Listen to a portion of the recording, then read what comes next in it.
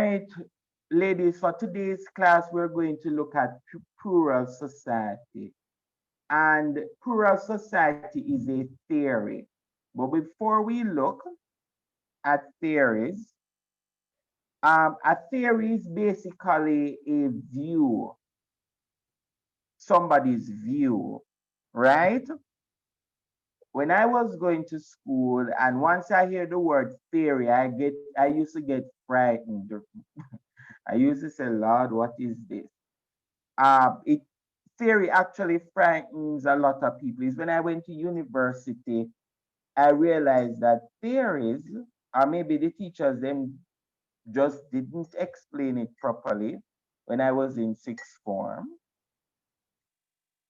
But by the time I reached university and we start to look at political theories and different theories in education or theories in that historians would have used, I realized that studying about theories is very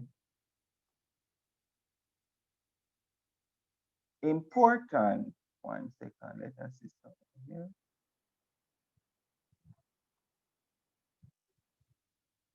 All right, so studying about theories very important. So one of the first thing a lecturer did at university in understanding theories, she gave us a table with these headings.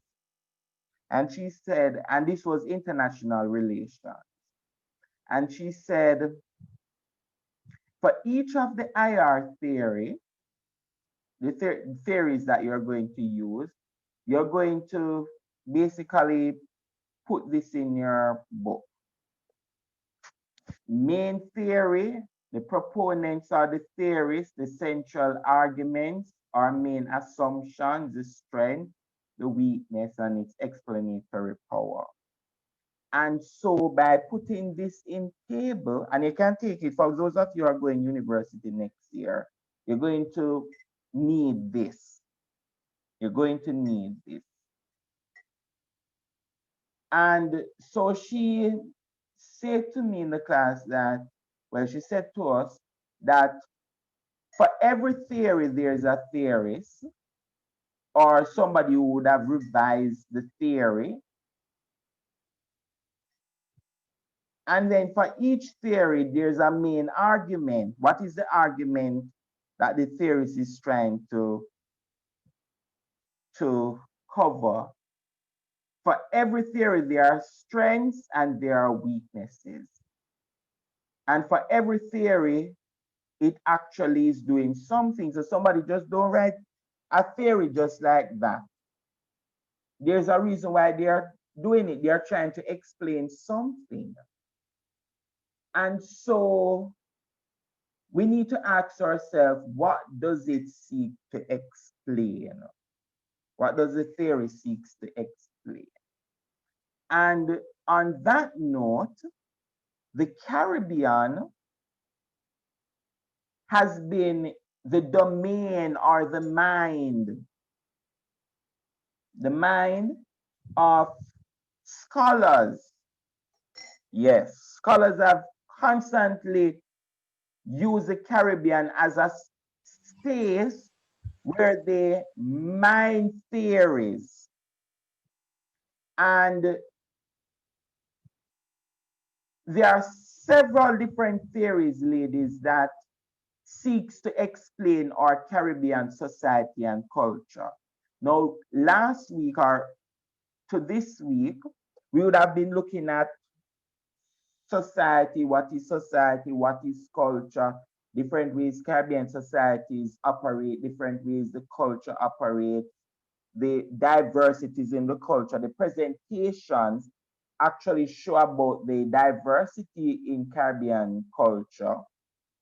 And so we have a plural society, which was used in the Caribbean, plantation society and economy, creolization, hybridization, Marxism,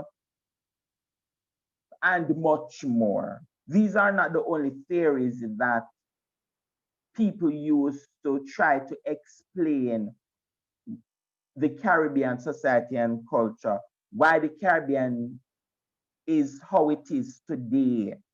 All right, so people have used a lot of different theoretical views. And so for today's class, we're going to look at Plural Society. Monday, I believe we're going to look at plantation again, Monday and Tuesday. Wednesday and Thursday, creolization and hybridization. Marxism, we're not going to look at it, but it is always good for you to be familiar with it. All right. So before we go to look at these theories, these are the things that you need to know, that one, theories are not gospels. You know, gospels are things that for those of us who are people of faith, the gospels are true and there is nothing to challenge the gospel. All right. There's a view in Christendom that is called sola scriptura, the Bible and the Bible alone. So the Bible stands above everything else, and the Bible, anything go against the Bible stands supreme. So the Bible is the final word, sola scriptura. Theories are not gospels. Theories are not sola scriptura. Theories are debatable. We can debate theories. Theories are different perspectives, and it is okay to disagree with theories. Yes, because each of the theories, they have their strengths and they have their weaknesses. So it is very important to know that we can disagree with the theories.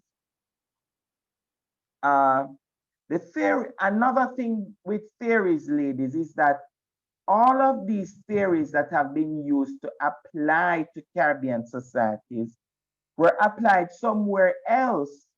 Plural society was applied somewhere else. So it is borrowed. It was borrowed to apply to Caribbean society. Same thing with plantation society. Same thing with, creolization was created uh, by a Caribbean scholar, but the whole concept of Creole society was borrowed from somewhere else. Same thing with hybridization, same thing with Marxism. These were actually applied to other societies. And so most of the theories that we use today, even if we don't borrow it wholesale, uh, we would have modified it. And so for Plural Society was first put forward by J.S. Furnival, where he would have studied a place that was called Burma. I believe it's no longer Burma today, and Java, right? And in his study of Burma and Java, he would have observed a few things. Somebody, could you read one for me, please?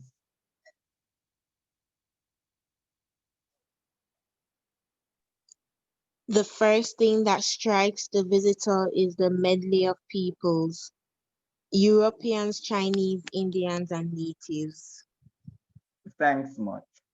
So, according to Furnival, when he actually visited Burma and Java, he saw a medley of peoples, right? He saw Europeans, Chinese, Indians, and native. And the natives would have been those who were from the area.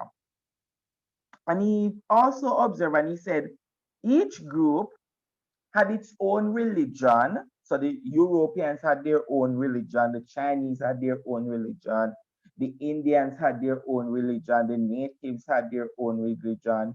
They all had their own culture, their own language, right? And they all lived within the same face the same society. But he also would have realized that the only place where the Europeans and the Chinese and the Indians and the native meet together would have been, or where they would have met, would have been only the marketplace. Only at the market, uh, if actually these groups would have meet or interact. So when it comes to other time, they went to separate schools, they went to separate. So you had the Chinese school, the Indian school, the native school, the European school. Yeah, the different religious groups and all of these different stuff. And so he also noticed that labor, the different jobs that people had in the society, was divided along racial lines. All right? And so, because it was divided along racial lines, so the Europeans had certain jobs that they did in the society. The Chinese, the Indians, the natives, everybody had their own, their separate roles in the society. And so Furnival pointed out that Burma and Java were plural societies. And so that's where we get the concept plural society from, his study of Burma and Java. In the Caribbean, do you see anything similar to that? Or in your own culture, society? At school? Yes, sir. Oh, tell me, what is it? What is it? Tell me, talk to me, please. In terms of the society, sir, in the Caribbean, we have a mixture of Africans, Chinese, Europeans, but to a smaller extent, and Indians. And each um, race Mm-hmm. practices different aspects of their mother culture. So even though we're like descendants, and there has been some hybridization of the culture, we still Mm-hmm. practice major aspects of the mother culture. So, for example, the other day was Diwali, which is the Indian festival of lights. Many Caribbean Indians still celebrate it. Yes. All right. Anyone else? Sir, Go ahead for me, please. in relation to, I was reading the textbook and they were saying they were relating the slavery days back to these days, and they're saying that even now, most of the manufacturing places and the factories are run by white people or, high color people, and Mhm. they're of a certain background, and the Chinese run the supermarkets and the blacks do like other low line stuff.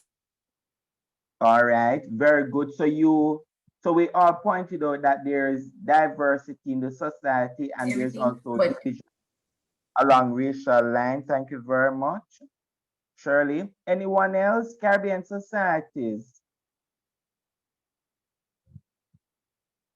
Caribbean societies. Do you see any other in your school when you meet together at school? When I was at JC, it was very clear. It was very clear at Jamaica College where people actually stick together in their own groups.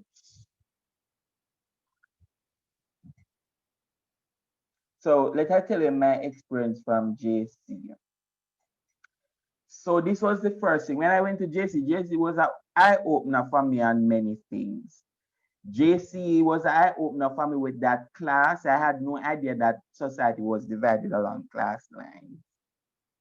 I had no idea that uh, people discriminate people based on what they have or what they don't have. I believe my childhood was very sheltered. My wife always tells me that. Uh, I feel that I was very sheltered. So there's a lot of things that I did not know. And one of the first things that struck me, just like Perniva, when I went to JC, was that all the Chinese boys at lunchtime, they sat under the same tree. The Indians, those who were Indians, they sat together. Or the most time the Indians and the ones who that look actually near white, they call them the white boys, but they are really near white because they are mixed. Most of the time they are mixed with other groups. The Indians and the people from which very lighter skin tone, they were very good friends. And the black boys at the school, they segregate based on where they lived. So the boys who were black, uh, if you come from Spanish Town, they call them Spain. All of those boys interact. You have the Portmore group. So all the boys who live in Portmore interact together. You have all the boys that live up Papine, they interact together. And so lunchtime, people divided based on their location. So if all of you are the black, people of African descent,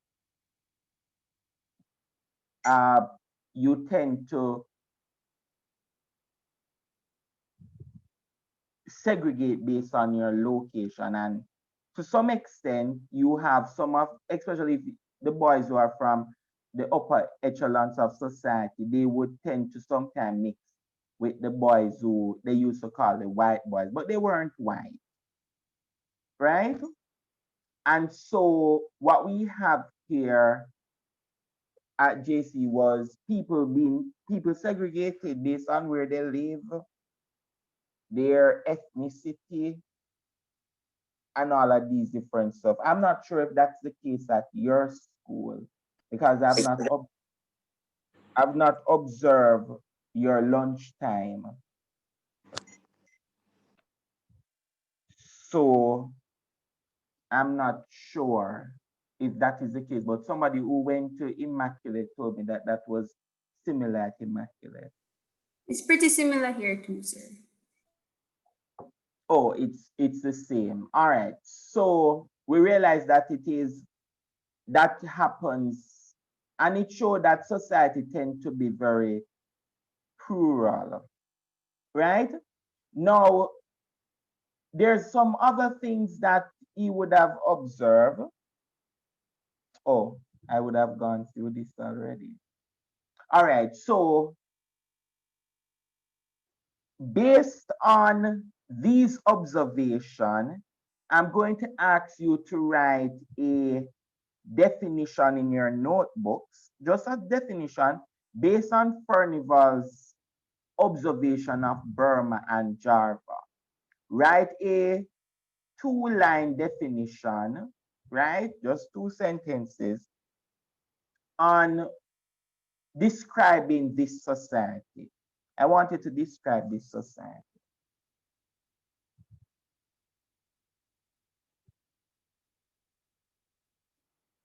Two lines. I'm giving you 3 minutes to write. Well, less than 3 minutes.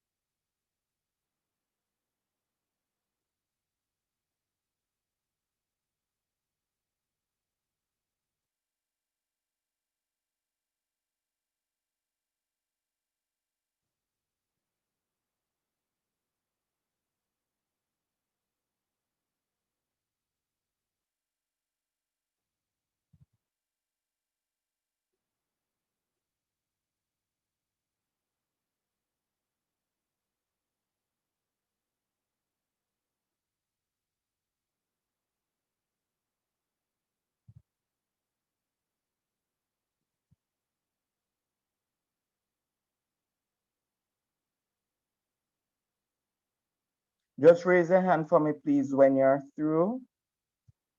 And I need to see everybody hand raised, please.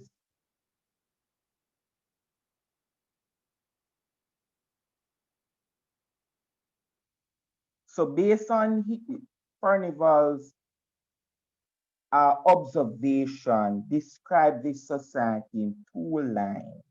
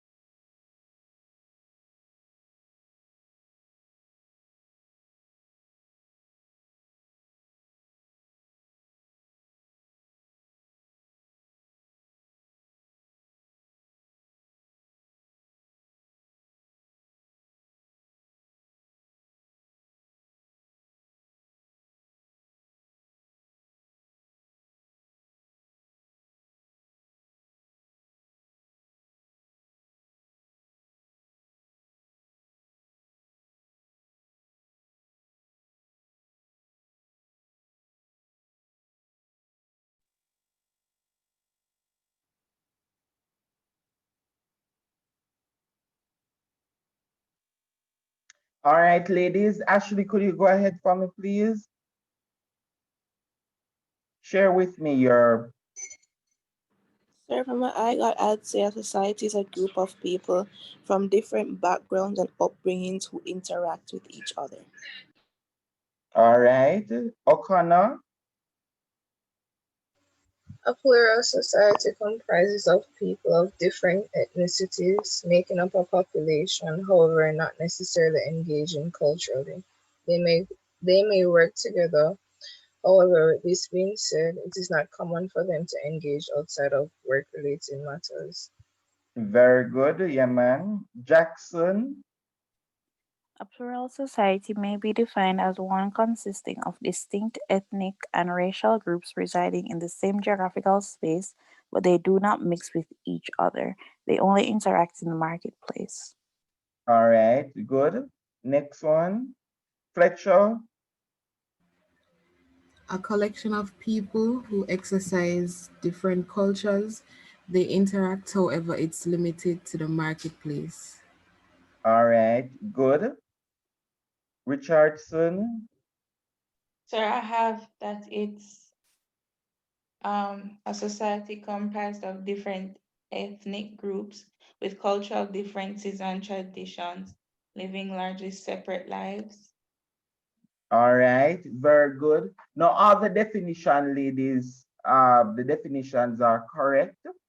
That is what, if you are defining the society, you define. That's how I would have defined this society.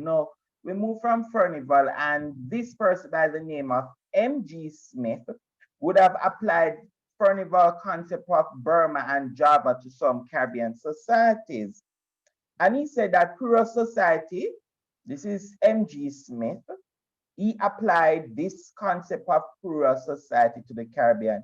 And he said that plural society is when various cultures and ethnicities exist out of mutual respect and acceptance without mixing or catalyzing, right? So there's no mixing that is taking place, but they exist out of mutual respect and acceptance.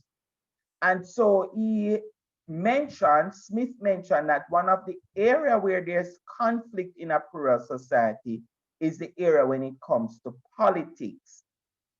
He would have applied, Smith said not all Caribbean societies were plural societies. However, he would have applied this theory of plural societies to uh, to places like Grenada, Barbados, Trinidad and Tobago, Guyana. A lot of historians disagree with the concept of plural society. A lot of people disagree with it, especially the Barbados. Now, that is what some would have argued. A lot of people argue that Barbados is not a plural society because the two main groups there uh, at the time when Smith was writing would have been the whites and the Africans. But if you really look at what Furnival was saying, is that the whites in Barbados and the Africans in Barbados, they really segregated themselves, and I believe even today. Now, ladies, Barbados is quite different in that regards than uh, than Jamaica, because Barbados has a larger white population there. And so you still have descendants of poor whites in Barbados. Yes, in Barbados today. While in Jamaica, you would not find poor whites in Jamaica, but in Barbados, you'll find poor whites. Uh, and you have communities who are, I believe they call them redneck, something like that, there. And so their society tend to be very much, I would say that Barbados could be, but people disagree. Some scholars said Grenada is not. There's more mixing in the Grenadian context. Others argue that Trinidad and Tobago and Guyana are the perfect examples of plural societies. But these were the territories that he would have applied his theory to. And so the plural society, according to M.G. Smith, he continues to say that the existence of separate and distinct ethnic or racial communities within a society may come together for a number of common functions, such as work, recreation, but also preserve their own societal institutions. So M.G. Smith would basically, what he was saying, that when it comes to the workplace, just like Burma and Java, where people mix in the marketplace, that is one of the places where people tend to come together. Recreation, you have a cricket match, people come together to watch a cricket match. Football match, you come together. You're going to the beach, you see different groups on the beach. But outside of those areas, according to Smith, there are each of the different groups. Once they leave the beach, once they leave the cricket match, once they leave the workplace, they have their own institutions, right?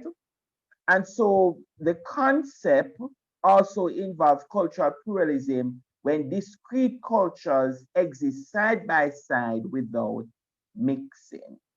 And so there are some features of plural societies that society that we're going to look at.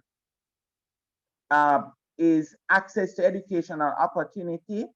People from different racial or ethnic group they have different access to education. Back then in Jamaica, your school that you attend now, people of a particular skin complexion maybe could not have attended your school. I don't know much about the history there. But I know for Jamaica College, it was largely boys from colored boys or white boys who could attend Jamaica College. And there was a law that was passed by the Jamaica government that said that black boys were not allowed to attend Jamaica College. And so access varies based on your ethnicity and your race.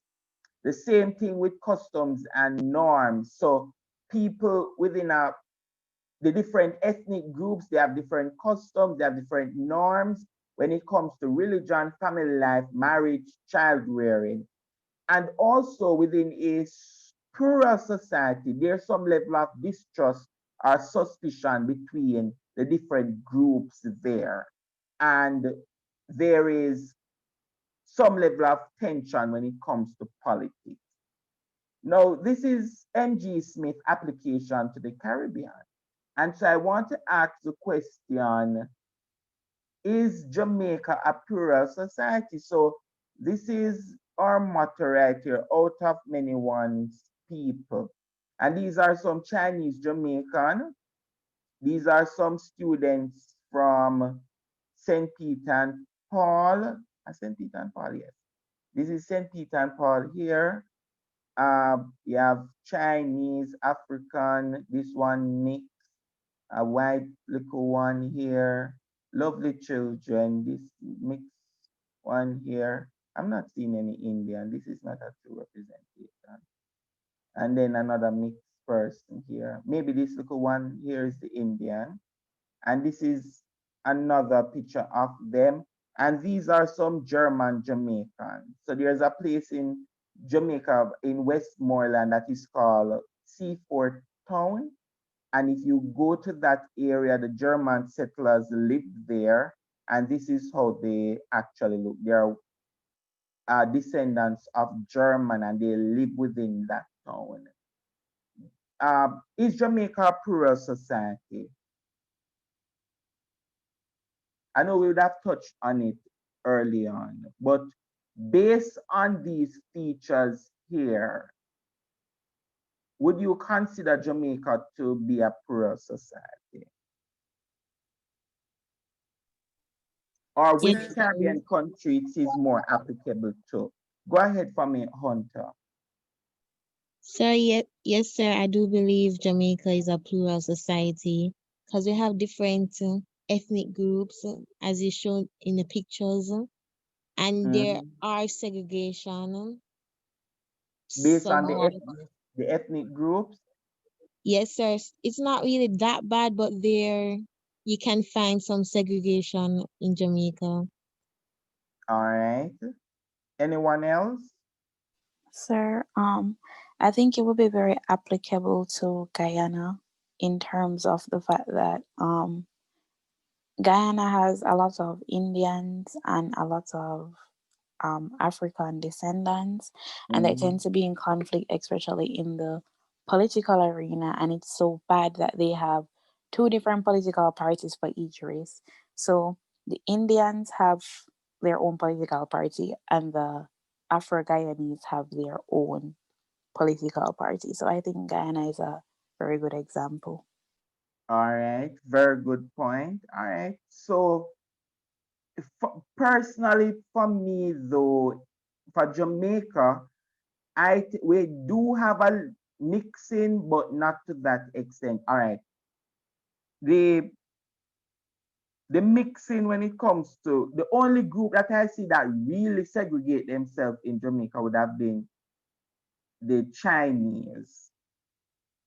I believe the Chinese have really, and maybe that is a form of self-preservation, because the Indians here in Jamaica tend to mix some of them. And so what you have is the Douglarization of that group. So you have less and less pure Indians here in Jamaica. The and also the pure whites. You don't really have much pure white people. Most of the Jamaicans tend to either marry to a black person or a Chinese person, and you have that look, right? So so we tend to, if we look at our society, maybe the theory is applicable to some extent, and I'm not saying that. What I'm saying is gospel. What I'm saying is that if you can argue that Jamaica uh, or any other Caribbean country has some level of the features when it comes to plural society, then you could very much argue that. But I want to look at two societies in terms of Ghana and Trinidad and Tobago. And people from Guyanese and Trinidadians could very much argue that their societies are no longer, is moving away from being a plural society, because you have the Douglarization of the nation, more so in Trinidad. And who is a Douglar? I'm using a concept. Who is a Douglar? Sir, is it a mix between African descendants and Indian descendants? Yes. And so, ladies, if you're going to the exam and they ask about Douglar, who is a Douglar, this is it. So one perfect example of a douglas is some in if Kamala Harris lived in Trinidad and Tobago, she would be considered douglas because her mother is Indian and her father is from Afro descent. All right. So in societies like Trinidad and Tobago, or maybe here, but I'm not aware of it, you have tensions in the society, racial and ethnic slurs that basically uh, cause problem. Their political parties, as Jackson mentioned, is based on, we call it now, racial or ethnic lines. So you have the India Political Party, which is PNM, the People's National Congress. You have the Afro Political Party, which is, no, the Afro Political Party in Trinidad is PNM, and the India political party tends to be is the UNC. The next one, Ghana, you have the People's National Congress, which is the Afro Ghanese Party, and the Indo Ghanese Party is the People's Progressive Party. Now, if we look at this PowerPoint screen, ladies, here you'd see the different political leaders in Ghana and Trinidad. And so this is the Afro Ghanaian, well, Afro Trinidadian Prime Minister.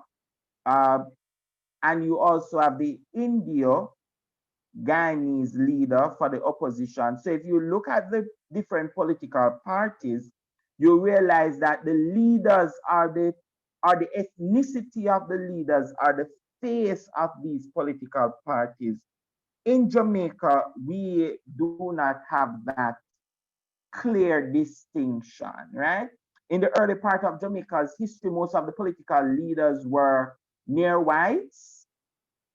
Yes, for both political parties. It seems as if the colonial master didn't want any black person to become leader. That's why when PJ Patterson became prime minister, he said it's black man time. That is the case of Jamaica.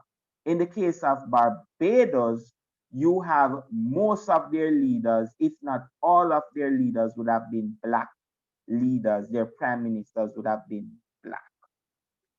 So this is the newly elected uh, person for Trinidad and, well, Ghana, and this is the former president. I'm saying prime minister, sorry, prime ministers, Ghana has presidents, so the presidents are different. Now, ladies, these are two medical doctors in Trinidad and Tobago that recently had a, a serious problem, Afro Trinidadian, Indo Trinidadian. And she made this statement, the Afro Trinidadian, she said, only now can utilize this racist group. These coolies, and if you, while we use the word coolie in Jamaica, we can't use it in the Eastern Caribbean. It is seen as derogatory. So she said that these coolies in this country can never change. They are the ones eating flesh and drinking blood across the land, as they have no regard for the precious blood of Jesus. There is no hope for them, and they shall be judged according to the Holy Bible. So, this medical doctor, because of her racist comment on social media, she was removed from the medical profession. And just last week, I would have mentioned to you about the Indian doctor, and he mentioned that.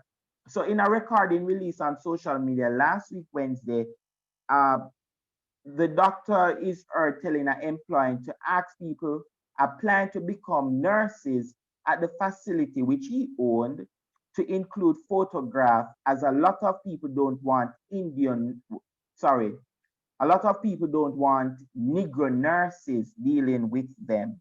A lot of patient racial. So he's admitting that a lot of the patients in Trinidad, the Indian prefer, or maybe he's an Indian doctor, so he deals mainly with the Indian people. Most of they don't want Negro nurses. They need Indian nurses. I just have to do what is best for my business. And then he went on to argue that what the police is doing in the office. So a police came to the office and he's overheard saying, what is the police is doing in the office? He's a police and uneducated. He don't have O levels. Them is dunce niggers. That is basically what he said. Police is nobody. Police is uneducated. And if you go to Trinidad and Tobago, majority of the police officers are people from Afro descent. And so, ladies, in these societies, what you find is that there's conflict, a lot of racial and ethnic conflict. I've heard stories in Trinidad and Ghana, and it's very bad, especially in Ghana. I think Trinidad has been progressing, but when it comes to Ghana, it is terrible. The other day that they actually assaulted or killed some African boys were killed, Afro-Ghanese boys were killed, and then a couple days after, the African went and killed some Indian children. Come on, this is terrible for the 21st century. No, no, no, no, no. So we know for sure, ladies, that these are some of the problems that are going on in these societies. When we meet on,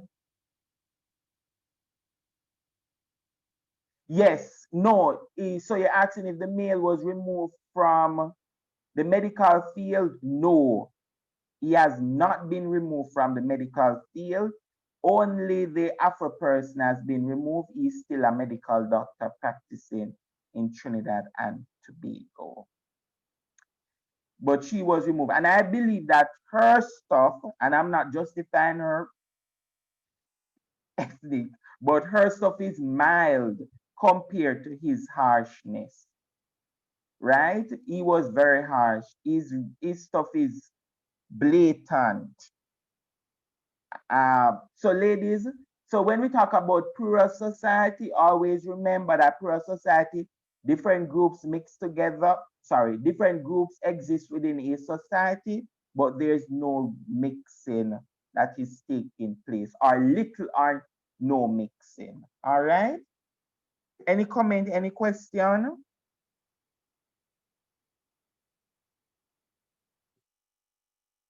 All right, ladies, enjoy the rest of your day. See Thank you on you, Monday. sir. Thank you, sir. Same to you. Bye, sir. Bye bye.